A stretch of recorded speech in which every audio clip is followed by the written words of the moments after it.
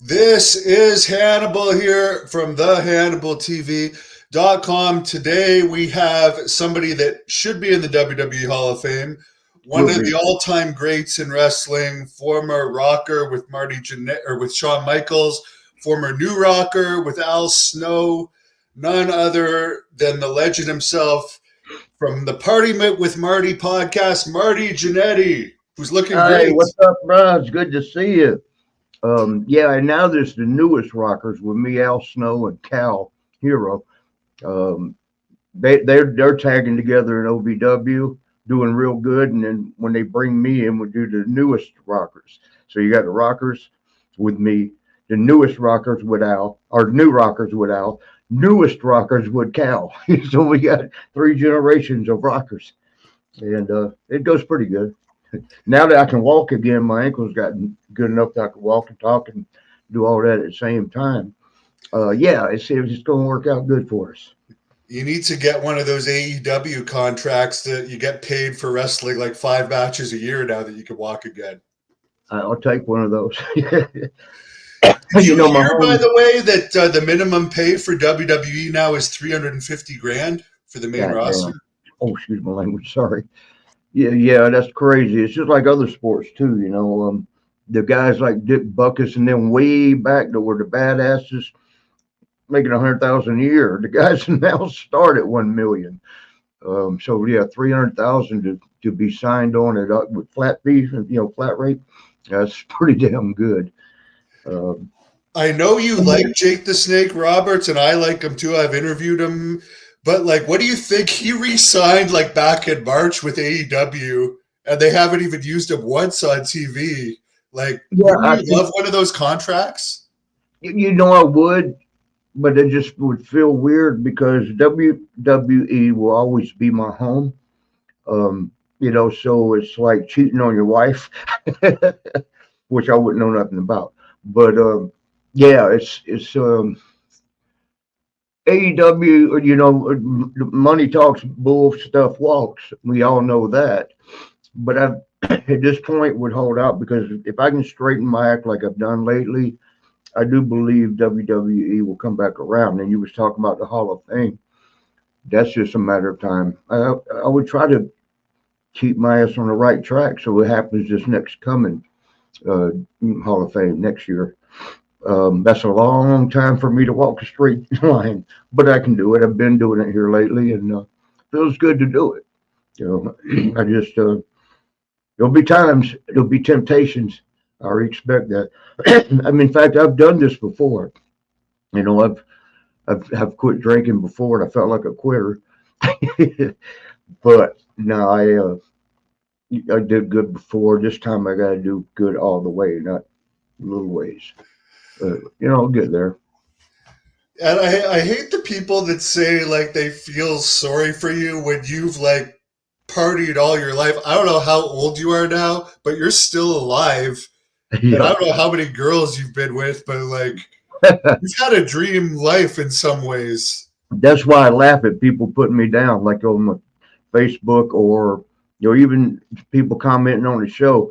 The Party with Marty show.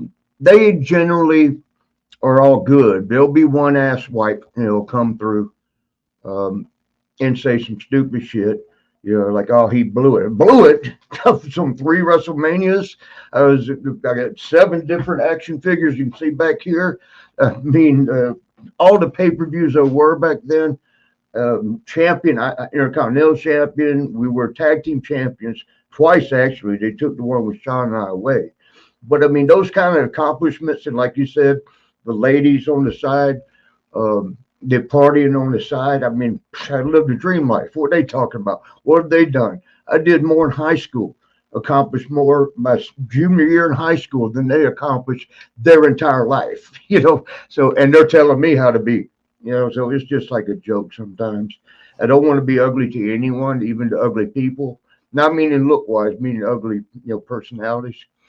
But sometimes they make it hard. I'm sure you know that. You probably don't get a whole lot of negative flack, do you? Oh, yeah, yeah. But I get death threats and stuff like that too sometimes, but it's mellowed out now. Why do you go death threats? You've never been a heel, so you don't have to worry about the fans okay. that actually believe that you're like the character. I get that. And I have more haters than you because you're more of a friendly, lovable personality than I am. Oh, I love your personality and friendly and cuddly. I don't know about what are you wearing right now? Oh, come on.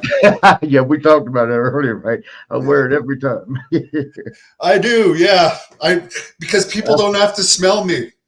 I can just wear the same thing all the time. I should just wear. Look, there's a podcast. Oh, by the way, Party with Marty. Let me show a couple of things. One of our sponsors is my best friend. She runs this company right here. Okay, there, at the bottom of the screen there, and she can make anything in the world that you want. She see the earrings. She makes that. She can make any kind of earring you want. License plates. Let's see what got here. She mouse pads. I mean the tumblers, T-shirts. Even though she didn't make this one, but she can. The like book bags, anything that trinkets like these, anything you want. Like just as far as that, I don't think she can make a car, but she can make it and put whatever you want on it. She has some people requested funny ass ones I can't say on here, but she'll make whatever you want. You just go to that site. She's got a list of things that you make and you put on whatever you want on. One other thing, are you in pain sometimes? Oh, yeah. You might know about this then. Is that CBD cream? Is that Yeah, RVD CBD? RVD, yeah. For my ankles, he said just give it a try, and I did, and my ankles are so shot out, even though I'm doing good right now. But Miss Radical Addie, as we call her on the show, I mean, she's our adorator. Yeah, where's my ankle? My ankle's all messed up. It's all like you might need to go see my doctor. The medical system here in Canada sucks. Oh, I forgot you're in Canada. That's right. Well, I heard the good part is free healthcare. Is that true? It's free, but it's slow. People will die before getting like treatments. That's what they hope, actually. Yeah. That's the way it was when I was in England one time wrestling PM News. Paul New, he wrestled with WCW as PM News. He's most famous for stealing from the boys in the locker room, I think. Oh boy, that I heard that. That just don't sound like him, because I've known him since AWA days, and I mean he was a bit different. I mean when he passes out on the stairs, and he's pretty big, he's like 350, 400 pounds. It's hard to walk over him, and it's real hard to pick him up. But otherwise, I thought he was pretty good guy. So what I was going to say, though, I was over, and I just see behind me here the British flag. One of the Party with Marty podcasts a week ago was about the UK experience. And I talked about him in particular. One match, we had, how it is to be in a match, everything's clicking.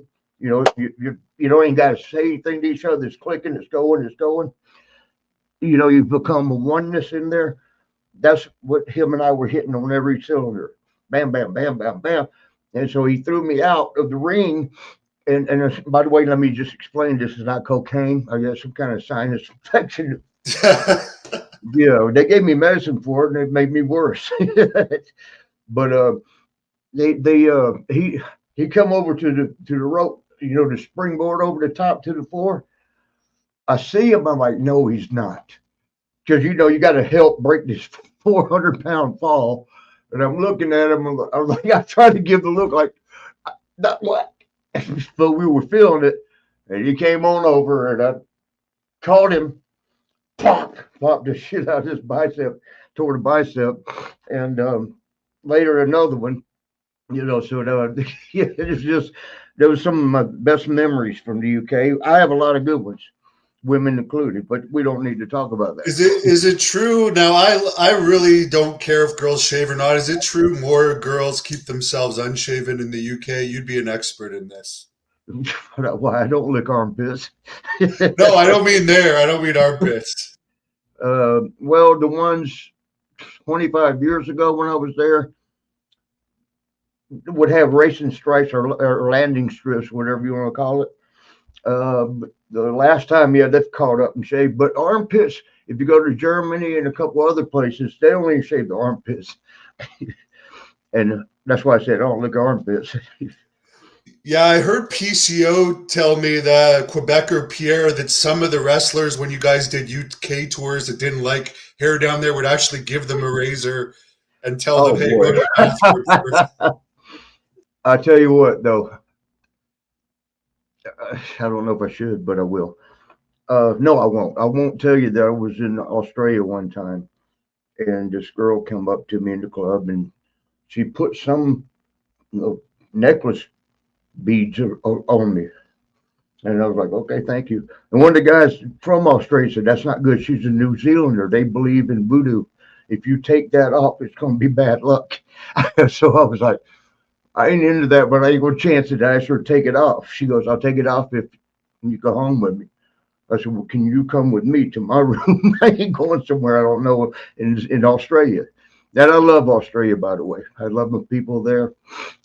Shit, I thought of moving there if Donald Trump don't get elected. But yeah, I shouldn't have said that. I just lost 1,000 fans. Yeah, they only have 500. But yeah, she came back to the room and we got into it and I'm trying to think of the nicest way to say it. When the panties dropped, a shrubbery popped out of there. And I looked at it and I'm like, now what do I do? Because I ain't going there.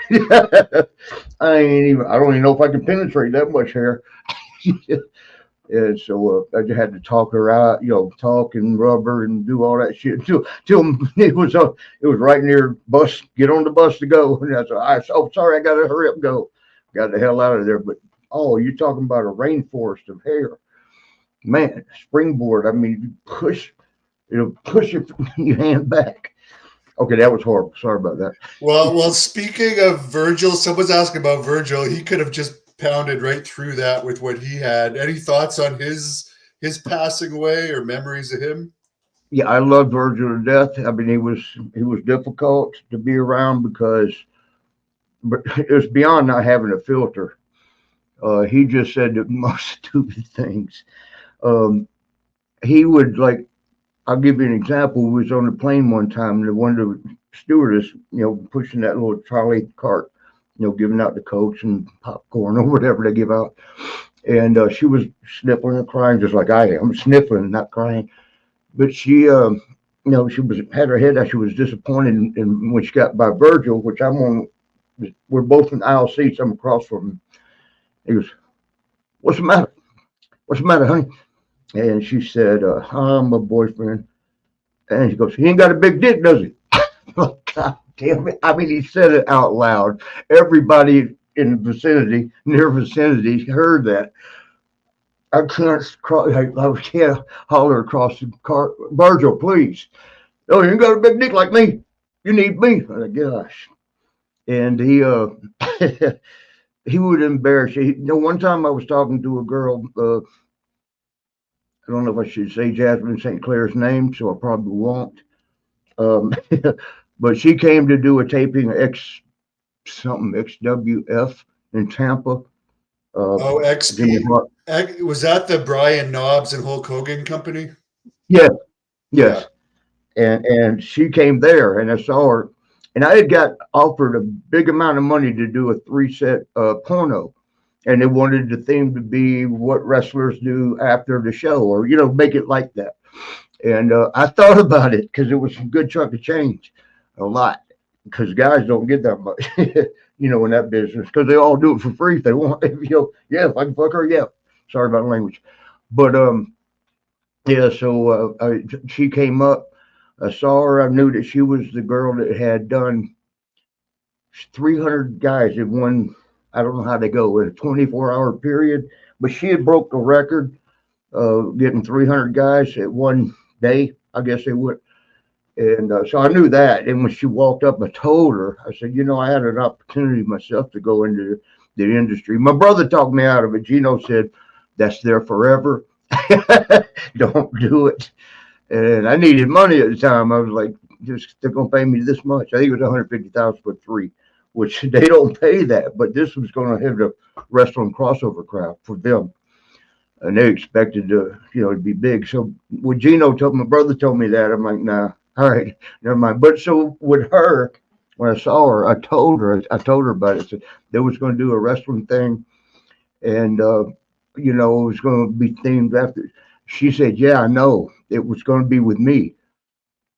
And I was like, because she looked great to me. And I was like, but here comes Virgil. He sees me talking to her. Here he comes. And he starts with, what you doing, man? She needs some help. Got this big old dick right here. And she looks at him. She goes, you're not going to scare me with a dick. He said, okay, this girl did 301 night, and he's talking about big dick here. But Virgil, I loved him to death, man. Another thing he would do when we're in the shower afterwards, you know how we, showering up and cleaning up and get ready to go home or go wherever we're going. When Virgil would walk in, we'd all kind of like get away from him because them showers that got like 3 or 4 on one pole. If you was on the same pole with him, he would turn real fast, and his thing was about this long. He would turn real fast, and it would smack you in the thigh or something. You'd be like, damn, Virgil, stop. Or didn't know. I'm sorry. Yeah, hell, you didn't know. But but one thing though, in Virgil's case, not every brother, his would start this long, but when it got hard, it would shrink down. And the reason I know that, we roomed together in Milwaukee, and I'm not going to say Melissa's name because I can't remember it. But she, was with me, and I told her, hey, go. Virgil was in the bed over the next bed. I said, go make Virgil happy. And she, no problem, popped right in there. And I watched what proceeded after that. And there's K-pop again, yay! And like I said, it hangs this long, and it gets hard. So it was a little bit weird. Okay, let's get off this subject. Last question though: how is Virgil compared to Bad News Brown?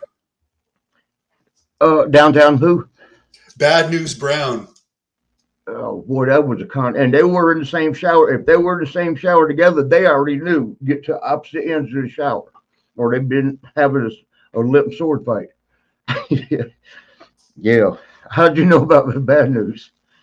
Because I was friends with him, and I know a lot of people that know him. Yeah, he was a nice guy, man. I loved him to death. So sad to hear that he died at 53. He died. A lot younger people would say 53 years old. When you're more than 53, it's young. He died kind of young, and felt bad. He's such a good guy. I mean, he didn't put up with no shit. A story I heard, but it's only that I heard. I mean, it may be true, it may not. So therefore, I probably shouldn't tell it. But Owen used to rip people because he could talk like his dad. You bastard! He could do his dad real well, and he would call people and say, "This is Stu. Could use you up here at Calgary. Get up here as soon as you can." And then they would show up, and Stu was like, "I don't know who the hell you are." And he did it to Bad News. We need a black champion here. How soon could you be here? Bad News, I'll be there tomorrow. Wherever he was. Bad News showed up, and Stu was looking at him like, what are you doing in the dressing room? He said, well, you called me here to be your black champion. Like hell I did. And Bad News said, well, I'm here and I ain't leaving. He ended up staying. From what I heard, he started seeing, or maybe even married, but started seeing one of the Hart sisters. But that's some of Owen shit, man. Owen, when he'd play ribs, they were serious. It was fun-hearted, man. One crazy guy, I don't know if you ever met him, but a fan's asking if you ever met Mad Dog Vachon in AWA or have any stories about him. There were several Vashons. Of course, I knew Luna real well. We became good friends. Um, there was a Butcher. One of them came through AWA. So I probably met them both, but I love them to death. There's not too many people. In fact, there's no one that I've met that I don't like. There's one that kind of rubbed me wrong, and I'm not going to say Paul Lee's dangerously name, but everybody I've met have been good. They were good to me, and so yeah. Why you got a story on them? Oh yeah, of course. No, do you have a story? Oh no, I've only heard like the airplane stories and all the crazy bar fights he's been in and stuff like that. Oh yeah, I've heard them too. But I mean, never witnessed. The only thing I did with the Vashons, but other than Luna, was at wrestling interviews and shows. When they were heels. Me and Sean were babies. It was when we were Midnight Rockers in AWA, so we were kept apart. So I really didn't get to know them, that much. Luna and I became very good friends. We'd room together and keep to ourselves. She was seeing. I'm not going to say his name because that this one I legitimately won't say his name. But Gangrel was seeing her. I mean, I'm sorry, I'm not going to say the name. So we kept it because I love him to death. Great friend. But we'd roomed together, on bed. Some of the guys were like, "What was it like?" Like, no, we don't go there. And this one night in particular, I went. We didn't have cell phones yet. It tells you how old. I called home from the phone in the room, with the calling card back then. To my house. I had just moved her in. The girl that I won't say Leslie's name, but I moved her in, and I mean just happened. And I'm calling and checking on her, and I'm going home the next day. So I called to let her know, a reminder to pick me up at the airport. I called her at the house, and no answer. This was like 95. So she did have a cell phone, but it was like a brick, one of them big ass phones. Um, and so I thought, well, I got to call her on her cell phone. She ain't answering the home phone. She'll answer her cell phone. Told Luna, I'll be back. I'm going to call my girl just living with me. And I'll go across to a payphone. Remember when they used to have those? So I go to call, and she answers, and I'm like, "Where you at?" I called the home phone. You ain't home. Where you at? She goes, "Oh, I'm leaving the movie place that we go to. I got some movies." And it was like 11:05, and I'm like, "Well, her." Again, I won't say her name was Leslie. But so Leslie said, um, no, I said to her, "Leslie, it closes at 11 o'clock. It's 11:05. It might have been 11:10." And she goes, "Oh, I'm walking out right now." Well, the first thing I knew is she didn't know how to get to the movie place that we went to one time. They didn't have GPS yet. So I was like, something ain't right. So as she's walking out, I said, "You're in the parking lot right now?" She goes, "Yeah, they're closing the door, locking up right now." I said, "All right, do me a favor." She says, "What?" I said, "Turn around, face the movie place." She goes, "Okay." I said, "Tell me the name of the store to the right of it." Dead silence. I said, "Tell me the name of the one left to it." Dead silence. I said, "Tell me the name of the big ass gas station right there on the corner." Dead silence. She goes, "Why are you doing this?" And that's when I knew she was, bullshitting. And I said, "Oh, fuck you," and hung up. I went back to the room so upset, so mad. I mean, I was fuming. And I come in and start throwing shit around, had a bottle of Bacardi. I started drinking it straight. And Luna's like, "What's going on? Calm down." And she, I was so mad. I told her what's up. She goes, "We'll give her a chance to explain tomorrow." And she gave me some medicine to make me calm down. Like Xanax will do that. Valiums will do that. She gave me some kind of medicine to calm down, which I did. and was able to go home without the raging shit. I actually got a little bit of a nap before I went home, and then shit started all over. but Luna and I were very close. She looked out for me like a sister, and I looked out for her like a brother. So that's the Vashon experience. Someone says you against the evil doink Matt Bourne was a great match. He was an interesting guy. Do you have any stories about him? I have the final story about him, and I'm sorry I should have sent you pictures for slides for the show. But they on our last weekend together, him and I, he was living in Fremont, New Jersey, with a girlfriend. Um, I won't say Jill's name, and I was living on Tom's River, right, New Jersey, about 30, 45 minutes away. Freehold, I'm sorry, it's Freehold, New Jersey. So we would see each other on off days. Well, at that time, we were just doing weekends. And living up in the New York, New Jersey, what they call it, the tri-state area, Connecticut, you stay busy on the weekend. You can get double shots each day, Friday, Saturday, and Sunday. Certainly on Saturdays and Sundays. Fridays could be tricky for the day show, but you work 4 or 5 times. It's not as good of money as with a major company, but you work so much, you still make good money. So Matt and I were doing that, and we see each other and hang out a lot. This one last weekend, we went to somewhere up in Massachusetts. I think it might have been the Boston area, and he was. I put pictures up on my Facebook. By the way, check me out at Facebook if you want to communicate with me. I mean, I'm at my friend's level, or what do you call it, 5,000 limit, because I don't have that little certification. There's some fake ones. Yours is the one with the barbershop. Well, I'm in front of the barbershop, and another one right now. I'll leave it for a while since we're doing this. I've got a blue shirt on. That's my fan page. I don't check it as much. What the hell's my hair doing? I don't check it as much. You still have a full head of hair. Yeah, man, I'm jealous. I might want to shave this shit off and then go that way, because then I ain't got a moose and whatever else attracts flies and moths. I found a bed of moths in here this morning. But yeah, back to Matt. Him and I did a convention, a 3-day convention together.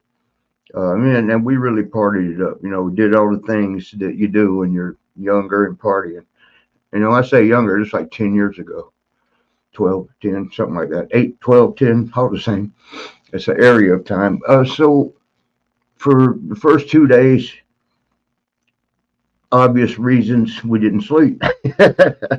And we partied, and women were around. So you know the rest of the story. But so on day 3, Sunday, after the morning show, the session of that convention, you were free to do whatever you wanted to do. And he had a late night flight. We drove up with one of the, what was her name? The Indian wrestling lady. Whatever. I'll think of it later. But so he didn't want her to go to sleep. We were all in a room together. He didn't. I don't know if you can see it right there. I better put my arm down, but there's a burn mark right there. No, it's a burn. I was started nodding out, and I feel this, and I can hear my skin. I look, and he's got a cigarette on, burning my arm there. And I'm like, "What do you think I do?" And he goes, "You can't go to sleep. This is my last day around." I'm like, "All right," So I'm, trying to stay awake. And then he gives me something to keep me awake. And I didn't think nothing of it at the time. Why is he, wanting to party so hard? Well, we always party hard, but this time extra.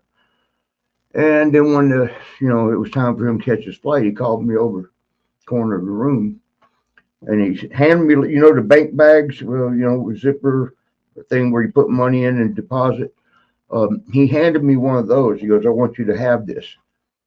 And I didn't want to look in front of him. I'm thinking, is he giving me money? Because I didn't never know anything else goes in those bags. And I'm like, "Oh, okay, thank you." And then he said, "Take care of Jill for me." And I'm not going to say her name. Take care of her for me. And it just was all weird. You know, it's like, it makes sense, don't add up, right? He left, went and got his flight. Then I opened the bag and I pulled out a picture, a little 5x7 in a wooden frame. It's him and Jill, the girl that I won't say her name, together. And I'm thinking, the hell is this all about? Because he was going home to another girl in Texas. I won't say Connie's name either. But yeah, Dark Side of the Ring fucked that one up. They let her tell some bullshit without fact checking. Anyway, so Yeah, it they was don't weird, man. fact check. I can tell you that from my episode. Oh, really? I ain't seen your episode. I've got to see it. It, What it's season? bullshit. They try anyway. I won't break your story. Finish your story. I'll remember it. But we're gonna get back to your dark side. Because me, I'll tell you about it when we get there. To finish this one, because I always got 20 open stories going at once. Um, I went home.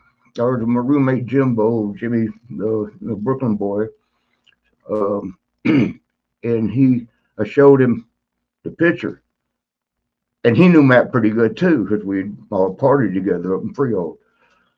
And he looked at it, he goes, "That's not like Matt," which is exactly what I was thinking. He wasn't a sentimental kind of guy or mushy like that, so it was also weird. And I don't want to cry on TV here, but I better put some glasses on. Um, Later, Are I those your got a girlfriend's call. glasses? Huh? Are those your girlfriend's glasses? Yeah, yes. Why they look like girls badly? Well, they hide my eyes now. I got dark windshields on. Yeah, thanks. You had to point that out, huh? Yeah. But and she can make these too. But I got the call, and Matt passed away. And then, of course, I talked to Connie, and she told me, what all happened, the way it happened, how it went down. So, bottom line, he knew. He didn't kill himself. He did what I've always, when I got to so dark that I thought, I'm done here. I've served my purpose. Um, he knew he was gonna die, and I didn't even know. But somebody said, yeah, on his Facebook, a month earlier, he had said, "I can't wait to see my dad again." Because his dad was his hero. Um, so yeah, that was hard to get through. And then again, Dark Side, which we'll get back to yours and mine. Um, I got so mad at them. We'd already filmed mine, so there was nothing I could do. Like say, "Fuck y'all, I ain't doing this." They were really good to me, and I love them to death. And Tara Hughes, I won't say her name, but she is a great producer and a sweetheart of a person. They all were. They were all good to me. I don't know which ones you met, but we all had a good time. We all laughed and cut up and had fun. Kept it professional, no cocaine, no drunk walking or nothing. But the only thing about mine, like you were saying that, they didn't fact check. They fact checked the shit out of me because all my friends that were in it, they'd ask them that, like, did this really happen with you? And they say, yeah.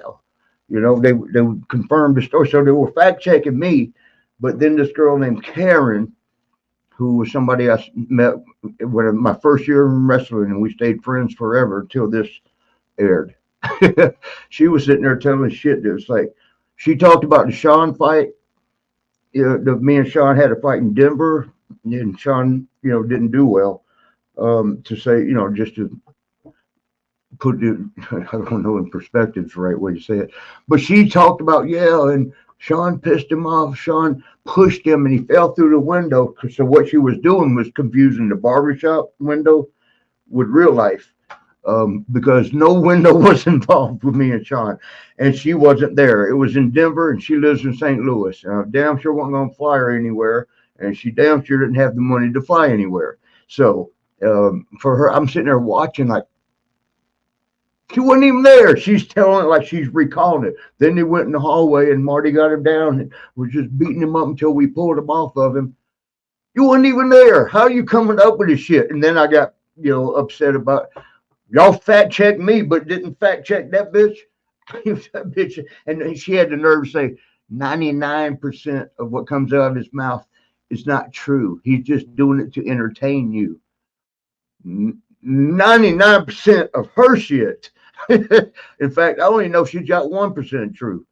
But no, it was horrible as far as fact checking. They fact checked me, but then checked with my friends to make sure the stories were real, but not her. They didn't even ask me, did she see y'all go out a window? First of all, we was on the 4th floor where the fight happened. If we'd have fell through the window, she's saying he climbed back in the window and got in Sean's face and it started. If I would have fell through the window on the 4th floor, I wouldn't have been climbing back in the window. I mean, how did they? Well, they didn't know. Darkside didn't know that was on the 4th floor. She wasn't there. But why didn't she? And there was another one. The boys knew it was bullshit because Snuka was a great friend of mine, Jimmy Snuka. Didn't like Sean. He did at first, but then he got to know him and he didn't. So we'd never hang out with him. And she talks about, Marty got so, and they do the the redoing of the scene, but they call it whatever you call whatever it's called, where they do the scene, reenactment, I think. Reenact, yeah, thanks, bro.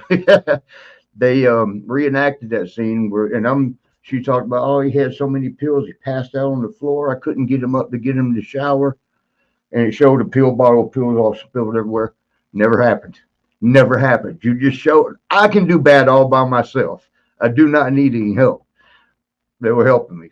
I mean, they didn't ask us that was true. The boys knew it wasn't because they knew that Jimmy didn't like Sean. Sean liked Jimmy. Everybody did. But so yeah, man, they showed that the boys were. She said Jimmy and who else was it? One other person came to get me. Oh, Sean.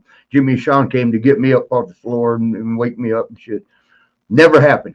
Never fucking happened. So I'm sitting there like, why didn't they fact check that shit? Any of it? Everything she said wasn't true, pretty much. She said that when we met at first, she knew it was going to be forever. Maybe in her mind, I just figured for one night. She ended up being always the St. Louis go-to. The one on the back burner. If you fail, all the front burners burn out, you got the back burner. That's horrible, but that's the way they used to play the game. But and don't hate the player, hate the game. But yeah, that was what. So what they do with you that wasn't factual? Besides not fact check. Well, no, I just because it was the whole Abdul the Butch thing. They spent like a long time trying to convince people that he couldn't read or write. And I had actually shown them handwritten letters that he had written me. And they just went with the whole narrative that he's this stupid guy that can't read or write. But it's like, I showed you proof that he can. But it just makes for a better story, I guess. What they need, like in mine, it wasn't most of the people they do, and you can say most of the people they do or died they can't tell their side. But like you and I, we're alive. A few others, I've seen a couple others that are still alive. Marcus Bagwell's, I love him. I just talked to him a couple of days ago. Buff Bagwell. Yeah, I like Scorpio's line at Buff Bagwell about making fun of him being kind of the opposite of Virgil. Marcus was not happy about that. Well, I was all into it watching until I forgot who it was said he walked in the bathroom and his mom had his balls yanked up and was shaping his balls. I looked at Radical Attical and we looked at each other and we're like, turn it off. We can't watch no more of this. Yeah, I forgot about that. Yeah. That's crazy. Your mom is shaving. He hasn't denied that, by the way. I haven't seen anywhere he's denied Scorpio saying he was small, but he has not denied the mom story. I had a girlfriend that actually said that about him because she got with him too. And I love you, Buff. I mean, we're boys, and you're helping me through this. He's actually helping me right now stay sober, stay clean. And I appreciate By the way, that. he looks like he's aged. Whenever he stopped doing stuff, he looks like he aged like 10 years. He was aging pretty well while he was on stuff. It's weird. Yeah, I mean, his hair's bleached, right? Bleached blonde now. He looks like Mr. Rogers now. Yeah. I love him to death, though, man. I got a couple stories with him, but I'll leave him alone. Well, let me tell one. Um, when we were taping, when I went to WCW for some stupid reason, thinking things would be better there. What was I wrong? Knocking shit everywhere. Oh, by the way, also uh, these things, luggage tags, and the number there, that's to K-pop. So if you want to call and I'll flirt with her. She's kind of cool. And actually, she's real cool. But anyway, what were we talking about? Oh, it was WCW days. Boy, there was some. I was only there 1 year. I actually gave. I don't want to say giving me the chance. He had me and Al we were like, man, they wanted us to be silly baby faces, but goofy, stuck in the 80s kind of guys.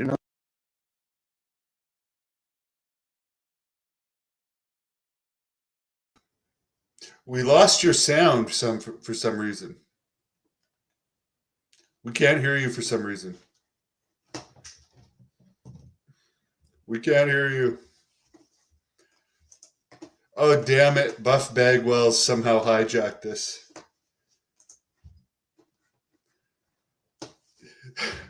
Try taking yourself in and out, maybe. The suspense is going to kill us. Hold on. Hold on.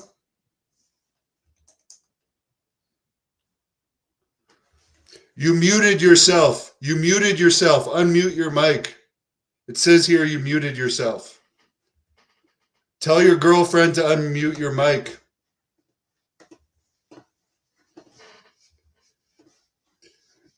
Yeah, you clicked on something that muted your mic. All right, you hear me? Oh, there you go. There you are. You're back. Thank you. I don't know where it left off. I don't know how that happened because I didn't touch nothing. The mic's right here. I feel like it's a bit Virgil's in my face. You were talking about WCW and Bagwell and also that. Yeah. So I went to WCW for a year because I went to Vince. In fact, Brother Love, Bruce Pritchard, I'd already told him, I'm finishing up. I'm going. It's just because they wanted us to be silly baby faces. Then they wanted us, the new rockers, which this was all Sean's idea, and I don't need to tell you why. I'm trying to distance his ass from the rockers. I don't want to say what else, but so we were getting over with the silly shit. It was hard for me, but we rolled with it, with him being silly, shit. This whole happy to be alive kind of thing, and me like, that's not it. That's not rocker. That's not it. And it started getting over. They started, getting into it, and we were told when the agents came and said that's not what they want. So we're like, what do they want? Y'all the ones that told us to do this. And they said, well, they want you to be a little more vicious now. As baby faces, okay. So we got vicious and bam, doom, bang, punch and kick. Al's bigger than me, but we're not big guys. And that started getting over. Then they came again and said, somewhere in between. What the fuck? Because we couldn't figure it out. We would adapt to everything they said to do, but we couldn't figure it out. So we had a 1, 2, 3, 4 tag teams at once match. It was the Smoking Guns. Maybe it was 3. No, it was the Godwins. Remember them? You did that around the loop. I remember seeing that match here in '96. You did that at house shows too, right? Yeah. But this might have been a house show, but Vince was there because it was somewhere in Connecticut or South Massachusetts, and Vince made the drive, which he only goes to TV tapings at the time. And he's there, and it was one of our best entertaining matches because we had the Godwins. Remember Phineas and I forgot his name, but no, I didn't forget him like that. I'm sorry. I love those guys. Mark Canterbury, I think, is his name. Yeah, and Phineas was love you, brother. I'm sorry, it's just mine's fucking locking. We had them, we had Smoking Guns, and then the one corner right closest to us, because they were on the wrong side of the apron. You know, all of us supposed to be to the right of I'm sorry, the turnbuckle the post, and they're on our side. We're like, well, shit, man, you hit you from here. What the fuck? Was Sonny and Skip, you know, and who was it with him? It was Pritchard, not Bruce Pritchard, his brother, Tom Pritchard. Or it was one they called Shoulders because he had, but who was a fill-in for Tom Pritchard. Whoever it was, we had went to what used to be a novelty store, Spencer's. I don't even know if they're still around, and we got props for each one of the teams. For the Smoking Guns, we got horses on a stick. For the Goblins, we bought little pigs, you know, on a leash. And for Skip and Sonny, because everybody knew they were dating, and you know, Chris never did anything, and Tammy did everything as far as after the show. um, so we got a ball and chain to represent them, and so we have the match. The first ones in are Smoking Guns. Al gets still horsey bouncing around the ring. The place is giggling their ass off. Throw that out, Russell. Then the Goblins come in, and I got the pig on the on this thing, bouncing around, pulling the pig. There, we didn't tell them about it, so the reaction would be, you know, real. And they're cover every one of them the whole time. They're covering up, you know, laughing. And I think Al held it because I used to kick in high school, um, pretty good too. But Al held it like in the kicking, you know, like you'd hold a football. And I kicked the pig, went up in the audience. Everybody's laughing and they're wondering like, what do they have? Because it was in the bag right behind us. You know, you couldn't tell what was when Skip finally came in to ring. Chris Candido, love him. Rest in peace, my brother. Um, we pulled out the ball and chain. And we didn't even have to say anything. They died laughing. The audience did. They died laughing with that ball and chain. You know, they knew that was meant for Chris with Sonny, Tammy, Sonny. Um, and even Chris could turn around laughing his ass. Sonny was the only one who didn't think it was funny. But What yeah, do you man. think about how much weight she's gained, by the way, in jail? She's one of the people that can actually pack it on in jail. Most lose it. You know, I thought, yeah, right, because they don't feed you worth of shit. I know that firsthand. But she's in prison. I was only in jail. The difference being in jail, it's less than a year. Anything over a year, because sometimes they'll say 365 plus one, that puts you in prison. Um, which is a little bit rougher, but the food is better. But nevertheless, you don't gain weight like that. I mean, all you do is work out. That's all you got to do, you know, to make your day go by. You know, when I first saw them pictures, I thought, Photoshop, that's not her. Turns out it is. But yeah, man, shit. Oh, so Vince, after that match, we come back. Now, the match was solid. I mean, we had good spots in it with everybody. Everybody mingled greatly, blended. Um, but we go back. Vince is, guys, come here. Like, he, we were so in tune and used to him saying good match. It was a great match. At least I was, and Sean and I, and Al and I. That was the first time Vince himself critiqued us. It wasn't an agent, and he goes, "I understand you've been flipping back and forth trying to get this. That ain't it." So we're like, we've been serious, we've been brutal, mean, and you said something in between, and that's what that was. He goes, "I don't know what it is, but that ain't it." So when we walked off, I told Al, I said, "I don't know what the fuck we can do now." He goes, "Marty, they don't want us to get over."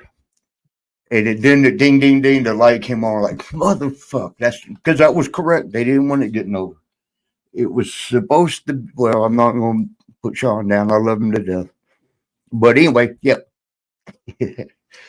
What do you think of him running NXT now? And a lot of people are asking, do you think he'll ever bring you in as an agent there or anything? I don't know when the last time you talked to him was, but I think you're on good terms, right?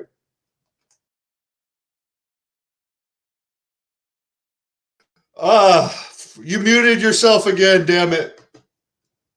Sorry. I don't know what the hell. Okay, you're back. Yeah, I didn't touch anything. My hands right here. I'll keep them up in the air.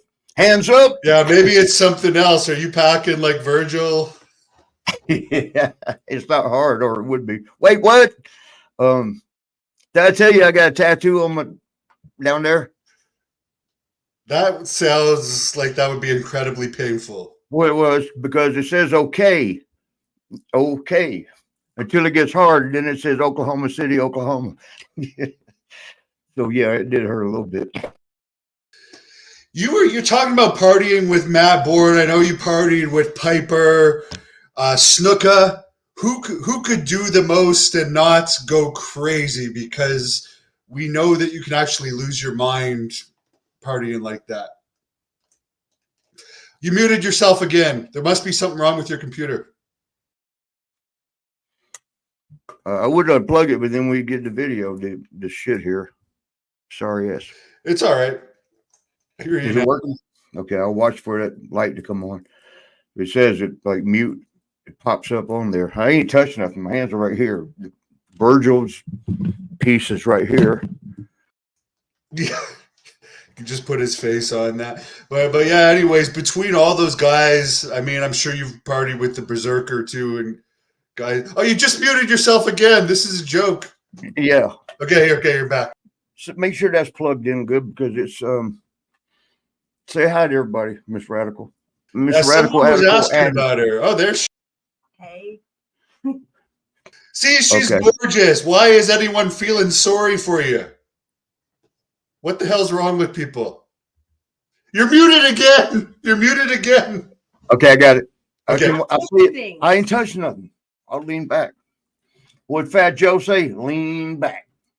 Through the Rocco way. Lean back. Okay. Can you hear me? Kurt Hennig too, someone's mentioning. We'll throw him in those category. Out of like all those guys, who could take the most? And you know, Kurt was, when we went to AWA, we all hit it off. Me, him, Scott Hall, and Sean. Kurt was like our teacher, though. He would tell us, we were all doing drugs already, but he would tell us what to take to come down, what to take safely. Safely do it this way, safely do it that way, safely. And he was like our mentor on drugs. You know, to do it. He would have like 5 or 6 different colored pills in his hand. And we're like, what the fuck? He goes, rainbow stew. You just take them all. But that's why it was so shocking when we heard he OD'd. You know, it's like, he was our mentor. He taught us how not to OD.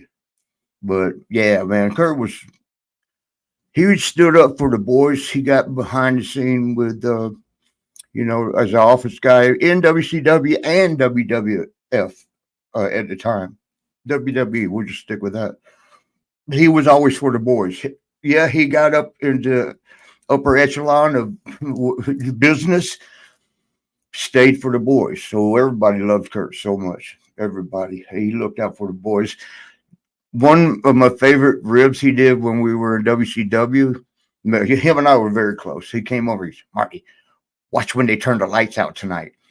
You know, because the NWO guys would go under the ring. You know how it works before the show, and had to sit under there. You know, they tried to put the match that they would come out early, but had a match first. You know, so you don't think about somebody's under the ring. And Kurt was under there, and when it came to the cue time, you know, whatever it was, for them to come out from under the ring, but the lights would go out, and then when the lights came back on, they were surrounding the ring, the NWO guys, and Kurt says he shit in a bucket, and he was asking anybody could shit away from the guys, the NWO guys, shit in the bucket. So it was a bunch of shit in the bucket, and he wanted to put it under the ring, right, kind of close to him. Underneath that, you know how hot the ring is with all the lights blasting on you. Underneath is even hotter because it's closed in with the apron skirt thing. And when the lights went out, Kurt kicked the bucket over and the shit come out and went everywhere in the funk. Everybody come out from under the ring. They're supposed to be big ass bad, you know, NWO will go kick your ass. They're all like this. Virgil threw up. And then Scott Norton was throwing up in his hand. It was hilarious to those of us that knew. And they didn't even still know what happened. They said when the lights went out, oh my God, it brought a funky smell in the bottom of the ring. No, it was shit that Kurt took over for y'all. We didn't tell them that, but they finally found out. But it was hilarious. I mean, that's on TV. You can find it somehow. I don't know how you would look that one up. But yeah, man. The funny thing is, he would be fired for that nowadays. There's no sense of humor anymore. Oh no, man, the guys are different. I appreciate their dedication to being professional, but at the same time, this is pro wrestling. I know it's changed, of course. If you don't change with it, you get left behind. And being how I still teach and do seminars and run my wrestling schools, I'm about to start another one. They're very professional, so I try to keep up with the changes so I can teach that. But that's why so many guys just get burnt out, because you stay serious like that with the travel schedule. Of course, they don't have the schedule we had back in the day. I mean, we were doing 300 shows, 300 days a year, 325 shows, because we would have double shots on Saturdays and Sundays at certain times of the year. So they don't got that now. I'm not saying anything negative. They're eliminating house shows now. I don't know if you heard. There's only 2 house shows this summer. Really? And they just announced the fall schedule. Other than like international tours, there's no non-televised events. Really? I didn't know that. So yeah, I'm glad you told me. I can keep up. And to think about the house shows, they're probably not making the money to make it worth running them. But see, I know this from being there.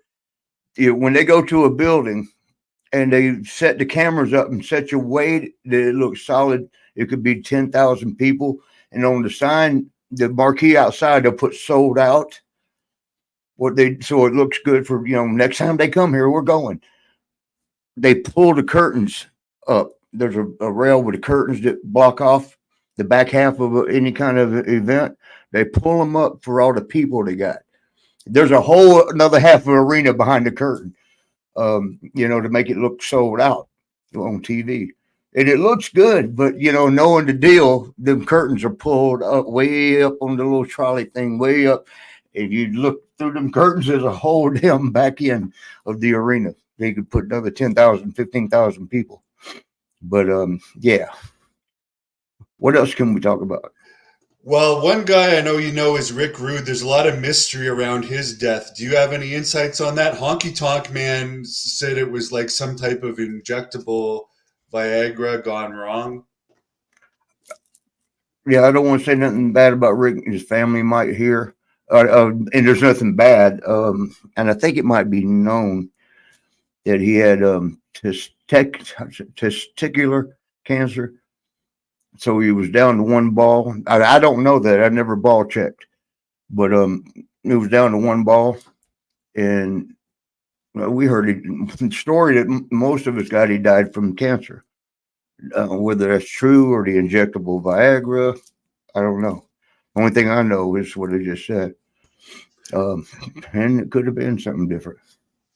Was Roddy Piper like partying right up until the end? Because I've heard lots of people saying like he never slowed down at all. Yeah, he I wasn't around him in his last couple of years, but when the years I was around him, he was the instigator for that fight with Sean and I, because he kept rubbing on Sean, and I think Roddy, again, his family and friends, including his friend Ronda Rousey, could be listening, so I want to be careful. But I think Roddy didn't have a problem with guys, if you know what I mean. Most of Hollywood, now I shouldn't say it that way. Somebody be at my house tonight. Some of Hollywood is the way some of WWE is. If you get what I'm saying, good. I'm not going to say no more. I've heard some stories about Piper and Rick Martel. Oh, well, the one we know, I don't know about Rick Martel and Piper, but I wouldn't doubt it, because like I said, Piper had no problem with guys. In fact, he put his tongue in Sean's mouth that night. I didn't see it because Roddy's head was, I saw his backside. Sean backing down. I will say about Sean backed up to the wall, and Roddy's rubbing his hair and leaned in and tell me, "You're so good." And Sean, I did hear Sean go, "I am a man, you know." And the girl said, "No." He gave me a kiss. I said, "Oh, I thought I saw a pet kiss." They said the girls that were off to the side, it wasn't a pet kiss. His tongue went in Sean's mouth. Oh man, I'd rather not have known that. But yeah, he partied the whole time that he was around. We were around, and at the end, he started. Boy, get yourself in trouble here. I'll try to clean it up. He was hanging out with young boys and actors. And then they started getting real thin real fast, and you know what that is. And then, he passed away. So at the end, the last probably 2 years of his life, I wasn't around, so I don't know what was going on then. But I loved Roddy. I loved him to death. I learned so much. We learned so much from him. He's the one that for the Royal Rumble '91 it was Rockers against Orient Express, and we were a little upset about being first match. We're like, Stan, we've been here 2 years. We've made everybody look good, including ourselves. We're over, and you put us on the curtain jerker. Our music is the national anthem. Fuck. But Roddy pulled aside. He goes, "No, take it as a compliment." How? You going out first means they know you'll set the blaze, set the pace, set it on fire. They trust y'all to do that. Because if they put a shit match on, you've lost the people already. They know y'all will have the people standing. We were like, never thought of that. And it ended up being correct. We went out and blazed it up, and the people were on their feet most of the match. And Roddy was announcing, he goes, "Oh my God, what a match." And we just started, in the commentary, which I heard afterwards. We didn't hear it during the match. But yeah, man, I learned so much. Little things like that. Another thing he had told us, we'd come back from a match, and we were asking, "How was it? How was it?" He pulled us aside. It might have been more for Sean than me, but he took interest in making us better. And Roddy, psychology-wise, you couldn't beat him. He told us, he goes, "Never come back and ask how it was. Act like you know it was good. You don't have to ask. It's just a small thing, but makes sense. Don't ask how it was. Know how it was. And when you ask, you're uncertain." And another thing, what he did, he would never get beat on TV, at least. House show, you had to pay for it. And he had told Vince, "Man, what the hell's going on up there? I've become a ram jam." Okay, so he had told Vince, he goes, "I'm not big. Everybody here is big." Roddy was bigger than me, but he was like 6'2", maybe 240 pounds. Not tiny. But everybody at that time, they called it Atlanta Giants for a reason. 6'6", 300 pounds, and most of them muscled up. But Roddy said that the mystique is in me winning. The minute I lose, it's over. And you know what? That not only was that true, we saw it in Goldberg. Remember when he was 150-0, 152-0? Yeah. And then Kevin Nash took the book over, and the first thing he did was had him beat Goldberg. WCW was beating WWF in the ratings, WWE in the ratings until that, and then it was like, I mean, and I love Kevin. I hope you don't get He mad. hadn't reached his peak. I'll tell you that right now. Goldberg was over like crazy at that time. It wasn't time yet. Yeah, and they were already pushing for Goldberg versus Stone Cold as being the biggest thing ever. And they could have co-promoted that and crossover, it done shit. To me, it's easier to do shit together than to do shit apart, where you're battling each other, work together, and everything's better.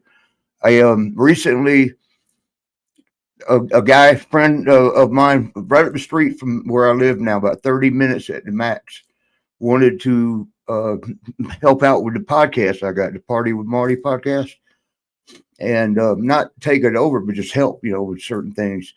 And the Nasty Boys had just done a deal where they're going to do a podcast with him. I don't know what the name of it is, or I tell y'all go watch that because that's my boys. I love the Nasties, um, and hopefully they love me.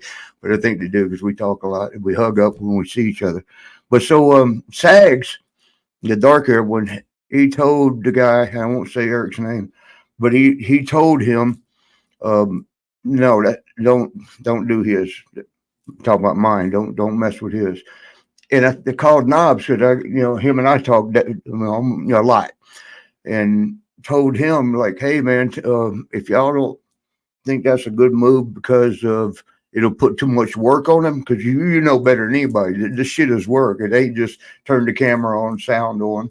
There's so much preparation that goes in each show. And so, having 3 or 4 different ones, yeah, I could see where Sags was thinking that'd be a bit much on them. But I asked if they thought it was a competitive thing that I would be in competition with them. No, we're our own entities. We're separate. We're not battling each other. To me, is the podcast thing. The podcast game is just like sports that I did well in and trained so many people. I always say your opponent is you.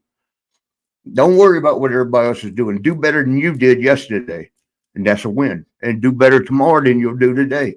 That's how you do it, and that's the way I think. Just be the best you can be at your podcast, and let the shit happen. Whatever happens, happens. But so I don't know. The Knobs for the first time didn't call me back, didn't text me back.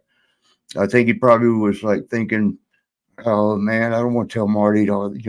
He wanted to just stay out of it, and SAG, of course, they've never said anything. So if you all happen to see this, I love y'all to death. I wasn't trying to step on y'all's game.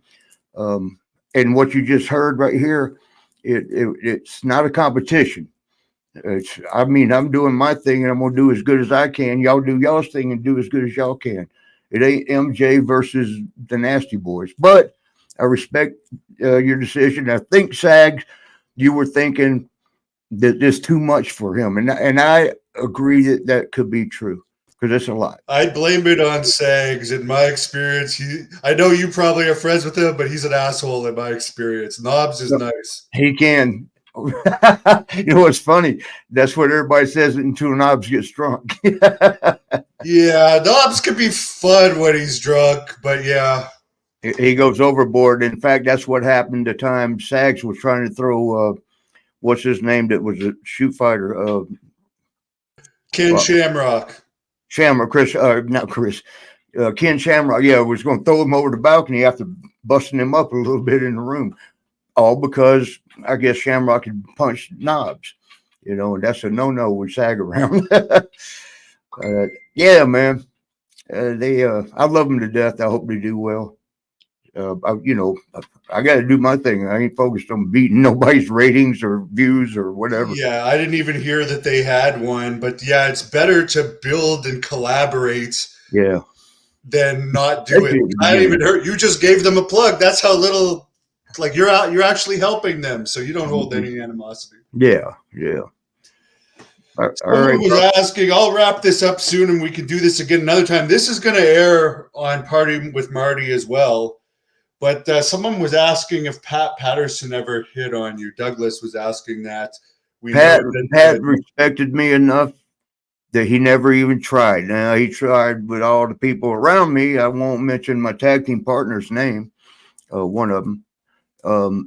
The first one. What? Oh, you mean Al Snow wasn't his taste? I don't think he bothered Al Snow. I think Pat knew who he could and who he couldn't.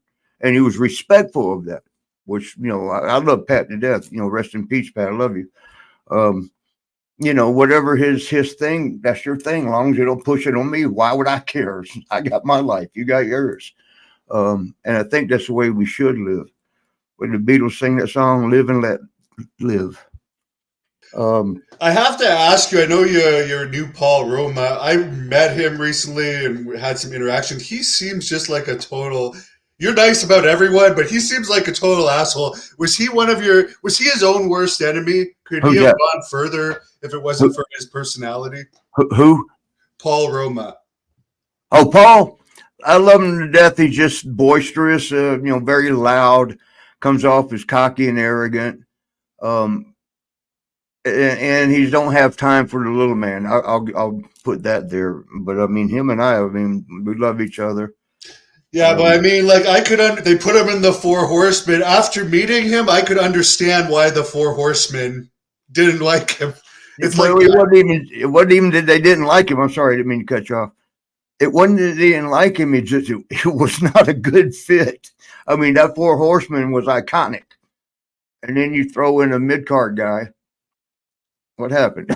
I mean, you didn't make the Four Horsemen strong, or even at the same level, kind of dropped. And I love you, Paul. I'm just saying what most everybody said, but what I yeah. saw. Just as you brought up the Four Horsemen, I got to get your opinion. A couple months ago, to me, the best heel promo of the year was the Ric Flair pizza place video. Did you see that, and what did you think about it? No, what would tell me about it? Oh, you didn't see it? I will after the show. Oh my God, this is why apparently AEW released him, because a couple months ago he was in a pizza place and he was drunk at like 1 p.m. at a family pizza restaurant, supposedly spilled drinks on a kid, tried to look through the crack at someone apparently that was in the bathroom stall because they weren't going fast enough and there was only one bathroom. Then he challenged the bartender to a fight. Rick did? There's a bunch of it. Part of it's on tape. And this was like massive news. I'll go check it out. It should be on YouTube, right? Yeah, but do you think guys like that they should have like almost chaperones if they're going to go out, because we know incidents like that can happen? One thing I found out when my ankles got shot, pain makes you a different person. Pain makes you miserable. And the things you used to could tolerate, you're just like, no, hell no. I mean, I'm guilty of that. And then my friends all say it, like, you are the most easygoing guy, and this shit's making you, a pain to be around. And I thought it over, like, yeah, I do. I wake up in the morning cussing God. And I mean, it goes on all day cussing somebody. I ain't cussing me, but really I am. If I'm cussing God, I'm cussing myself. But yeah, I mean, the pain does change you, and you got to remember what Rick did I've done it for 40 years, and you see what happened. My ankles said, hell, both my shoulders, hell, no. But Rick's done it longer than me. He's done it, 45, 47 years. So I can only imagine the pain he's in. Yeah, the sad part about it is he got all that publicity and they didn't even put him on TV after. It's like today they're so afraid of offending people. They missed the chance of getting a good rating by like having him come out, cut a heel promo, then have the baby face do something. But like Ric Flair had like 5 appearances in AEW. Crazy. Yeah. Supposed to be a 2-year contract, apparently. Oh, is it really? It was. They released him a couple weeks ago. Oh, for real? Okay. Yeah. I know WWE had a thing called Legends contract that you got money, and every once in a while they send you to do an appearance representing them. But for the most part, that money was free money. You only had to work 5, 6, 7, 8 times a year. Whenever they called you, you had to be ready. You had to be on call. Like they called you on a Friday, said be there on a Saturday. Tickets are at the airport. You better make it. As you were getting all that money for sitting home. But I don't know how AEW runs their game. I don't know either, but I hope you can get one of those either Legends contracts or AEW uses you for something, because there's so many people that haven't even paid dues now getting signed to big contracts. Meanwhile, you're truly an icon, and like you have to work for every penny that you earn. Well, and that's why I'm hoping. I mean, my ankles are doing so good right now. I mean, I can jog, but I'm not going to keep doing that because I don't want to wear them out again. And that was my doctor's thing. He said, I can fix you where you won't be walking around in pain. But if you get back in the wrestling ring and mess it up again, I don't know that I can fix it again to where you're not in pain. But he said, can you stay, if you get back in there, can you stay grounded? We call that walk and talk. I'm like, yeah, man, I would do that. So since they've gotten better, I'm sitting there thinking of one more time, a retirement match on a pay-per-view, and let it be the last thing I ever do. because I've never had a retirement match because I didn't retire, you know. But then, you know, we'll see what happens with that. We'll see how this goes. Or a And retirement series like a lot of people are doing now, where it's like, you know, it's going to be a certain number of matches. Like I think yeah, Cena's going to do that. things are so different now with the internet or you know whatever we want to call it. I mean, you know, with YouTube and all the stuff you can do with yourself, podcasts. I mean, it costs a little bit for a startup person, but you know, even a person with no name value can grab a podcast, and so it dilutes all the good ones. You know that there's so many out there, and I'm not putting them down. They're trying, they're following their passion. You know, so I mean, okay to that, but it's just flooding, you know, oversaturating the market. And yeah, I don't know. You just got to work it. That's my hope is that my podcast. And by the way, come see me on Facebook. You might have to follow, but you can still communicate with me. And also on the Party with Marty, please subscribe. It's free. We have the Premiere. I'm sure you have that too with Premiere and what's the other one? VIP memberships that are a little different. You get perks involved, but subscribing, I guess, is I've been told is that's where it's at.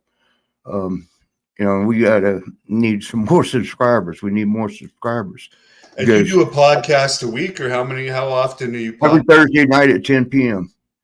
And I always end it saying, you know, at 11 o'clock at the end, see you next week, same damn time, same damn place. And, you know, every Thursday at 10 o'clock. So y'all come see us there. And my producer, Savage, Greek Savage, is pretty good. And he does a lot of stuff on his own. I think it's Wrestling with Savage. And you can check him out. But yeah, man, thank you so much for having me on. As usual, had a great time talking with you. Stick around and call, you know, stay on the phone and stay in touch and let's see what we can work together with this. Definitely, and this is going to also be on your channel, guys. So hopefully we'll Yeah. do another one with Marty. Check in with them and ask some of these. There's a lot of fan questions that I didn't ask, so we'll have them back. You want to do one or two real quick?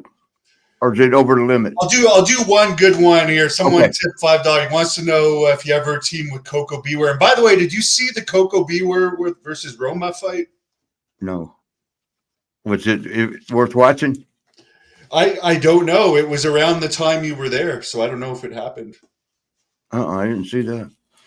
Well, Coco and I had a special experience together. I mean, we bonded up right away. Back in the drug days in South Philadelphia, I'm just going to shortcut the story. We went to the hood to get some more shit, and Coco, being a street boy, when the guys were putting their hand in with what they had, you know, Coco reaches over, pops the hand up, and it all goes in our car, and he takes off. And we were in a rental car. Bam! Bullet hell goes right by us. Bam! Bam! And he missed with the rest. We got to turn the car, and we're going to explain the bullet holes. You know, but and then another time in Japan. That's a long story. I'll leave that one alone. But it was another crazy one.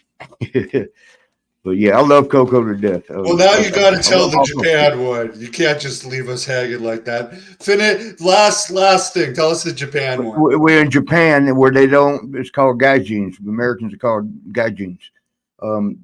Back at this time, at 15 years ago, gaijins weren't welcome in some of the late night clubs.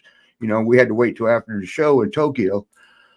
And we're walking around close to the hotel looking for places. And they actually would have signs up like, this one's K-pop crazy. Don't forget to go there and order whatever you want, custom made for you. But we would, they have signs like that on the door that instead of this, it says no gaijins. Can you imagine here in America, we said no black people, no Asian people, no, I mean, our country is different, and theirs is. So we kept walking until we found one that didn't have no gaijins on the door. And we started to go in, and they were like, "Oh no, it's closed. It's closed. It's closed." And we're like, "Phew," and we turn around and walk off. And the dude comes out and he says, "American wrestlers." And we turn around like, "Yeah." And we were like, "Yay!" And he said, "Come on." And went in. We partied. We had 2 bottles. What here would be like 2 quarts or 2 40s in each hand. All of us, me, Jeff Jarrett, Sean, and Coco. We all go in and have a great time. They put our bottles on ice and, pour it when we need it in a cup. And at the end of the night, Japan is, most countries are different than America as far as tipping. Most countries don't, tipping's like, it's included in the bill. But so we're leaving. We didn't tip anything. We were leaving. We didn't order any drinks. And the dude comes out. He goes, "Oh, pay money." We're like, "Huh?" And we didn't know what the hell. He goes, "Oh, you'll sit here all night for free. You will give money according to the amount of fun. You had good fun. You laughed the whole time." So we all got a 10,000 yen each, which is like $100 bill. 10,000 yen, all four of us, and gave it to him. And as we're sitting there talking about it, because we were embarrassed. We didn't realize you do. And then as we're sitting there talking and about to go walk down to the hotel like 2 blocks away, the guy comes out and shakes the lady's hand and whatever. We're like, "Wait a minute, you're friends with her? You just hustled us up?" And Coco goes, "That's bullshit." And we start to walk off a little pissed off. We're all steam coming up. And Coco goes over and puts his arm around the guy and walking with him and talking nice. And I'm thinking, I didn't want to say nothing in front of the guy. But like, "Coco, what are you doing? The guy just ripped us off." Coco's being so nice. He's patting on the guy to become friends. We come to this one, like, it's like New York City. There's subways underneath. There's actually cities underneath Tokyo. But this one underneath, there was apartments down there. As soon as we got there, Coco kicked the guy in the ass. And I looked just in time to see that guy's heels go up over his head and down this like 13 steps to the bottom. They're like, "God damn, Coco, you're going to kill him." And I walked and looked down. He was at the bottom and he was, "Oh." So I ran down to like help him. I'm like, "Fuck." And, Coco came down and the guy got up and he was okay. He was like, "Oh, okay, okay." And we said, Coco said, not we, "Give us money back. You take money from us." So he opens his jacket, pulls out about that thick. Can you see that? That thick of 10,000 yen, which was like $100 bills to America. And he pulls out the 4, and Coco's looking at that wad. He goes, "No, more." And I'm like, "Coco, now you're robbing him." And I'm right here with you. So we're robbing him. "Give us more." So the guy gave us another 10 each. And so we, 2 $100 bill each, and we left and gave Sean and Jeff and we took our the 10,000 we gave and the 10,000 we took. I didn't have. I was just there. But next morning we get a phone call, and it was Sato. You remember him at Orient Express? Sato. Well, actually, Coco came by the rooms first. Said, "I need the money back. We got to give the money back." And I was like, "No, Coco, you ain't fucking hustling me." No.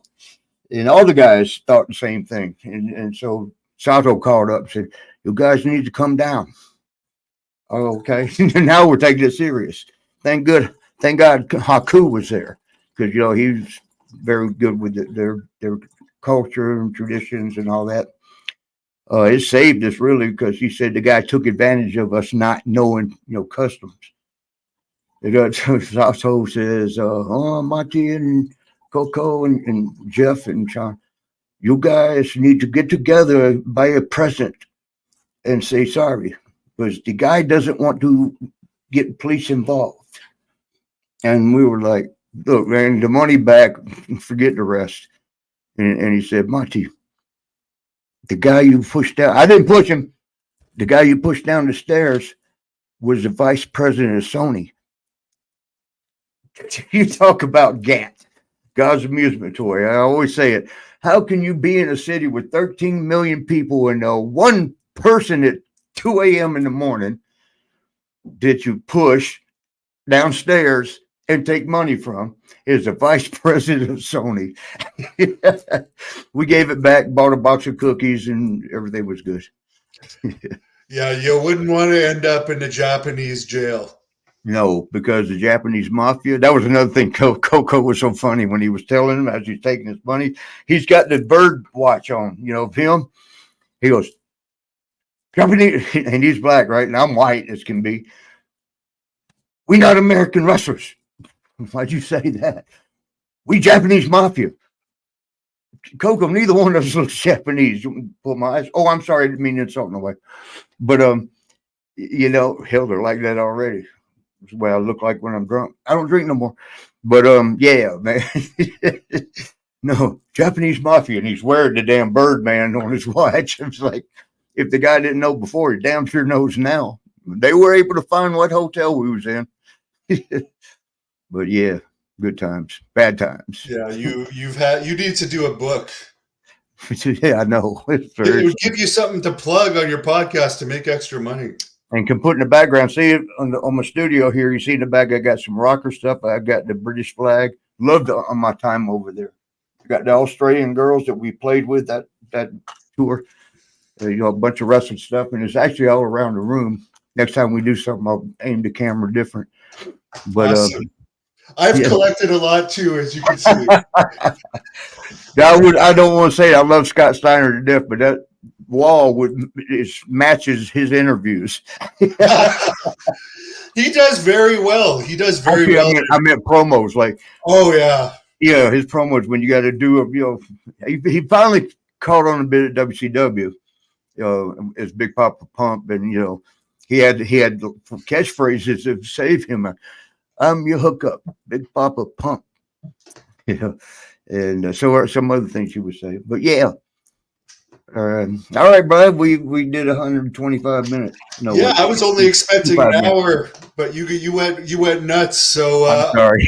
Close this off with whatever you want to tell the fans. Okay, again, and Hannibal and I are going to work together, so nobody's stepping on anybody's toes. Bob can come see me on Facebook to communicate with me, or go to the Party with Marty podcast, which comes on Thursday nights on YouTube, on the YouTube channel, Party with Marty podcast. And same damn time, same damn place, every 10 o'clock on Thursday nights. Come see us.